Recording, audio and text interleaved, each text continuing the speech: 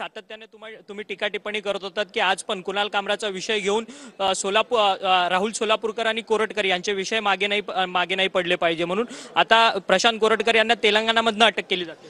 त्याला अटक झाली का कन्फर्म प्रश्नार्थक चिन्ह होतं की तेलंगणामध्ये तो भामटा लपल्याचं कळतं।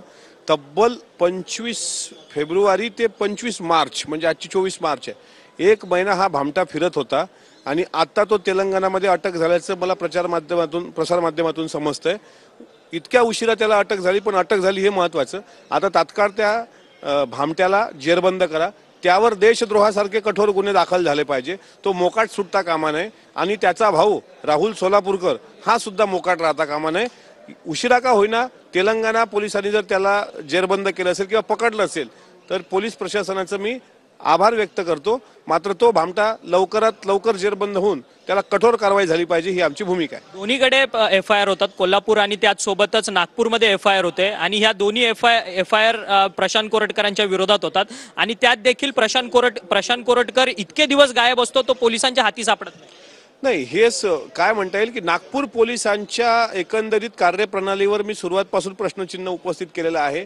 प्रशांत कोरटकर चंद्रपूर आणि तत्सम परिसरामध्ये असताना सुद्धा त्याला अटक का केली गेली नाही? तो जर त्याला पोलीस प्रोटेक्शन होतं तर तो नागपूरमधून नागपूरच्या पोलिसांच्या नाकावर टिचून तो तेलंगणाला गेला, म्हणजे हैदराबादमध्ये गेला।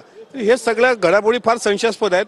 तर इतका उशीर झालाय, आता उद्या त्याला कोर्टात हजर करतील आणि कोर्टाने जर त्याला जामीन मंजूर केला तर परत तो मोकाट सुटेल। त्याच्यावर देशद्रोहासारखे गुन्हे दाखल व्हायला पाहिजे। जसं कामराबद्दल देशद्रोहाचे गुन्हे दाखल करा असं सभागृहामध्ये एकमुखानं मागणी झाली, सर्वांनीच केली, विरोधी पक्षनेत्यांनी पण सर्वांनीच केली, तसं हा भामटा प्रशांत कोरटकर हा सुद्धा कडक गुन्ह्याखाली हा आत असला पाहिजे। याला जर उद्या जामीन देऊन हा तात्काळ सोडला तर आणखी पोलिसांवरचा विश्वास उडून जाईल। राज्यात तो अनेक दिवस फिरत होता असं देखील म्हटलं जातं, तुम्ही देखील दावा केलेला की तो चंद्रपूरमध्ये होता, परंतु राज्य पोलिसांचं हे अपयश नाहीये का गृहमंत्रालयाचं की तो इतके दिवस मोकाट होता? ते मी वारंवार आम्हाला जी माहिती भेटली तो ताडोबात होता, तो कुठेतरी याच्यामध्ये होता आपल्या चंद्रपूर जिल्ह्यामध्ये, ही माहिती आपण वारंवार प्रसार माध्यमांच्या माध्यमातून समाजासमोर आणली। पण नागपूर पोलिसांचं मी अपयश म्हणतो, गृह खातं याला अपयश आहे असं म्हणत नाही।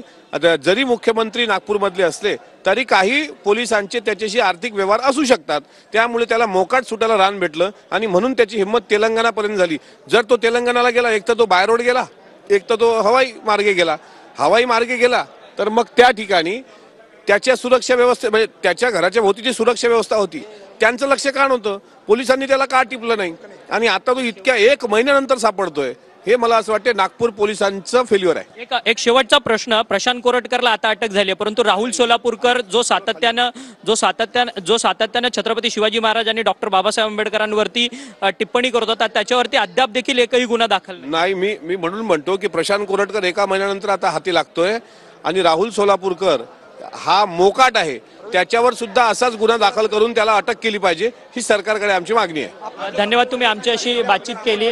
अमोल मिटकरी होते आणि उत्तमराव जानकर होते, त्यांचं असं म्हणणं आहे की खरं तर आता कुठेतरी प्रशांत कोरटकर यांच्यावरती कारवाई झालेली आहे आणि आता त्यानंतर आता राहुल सोलापूरकर हा।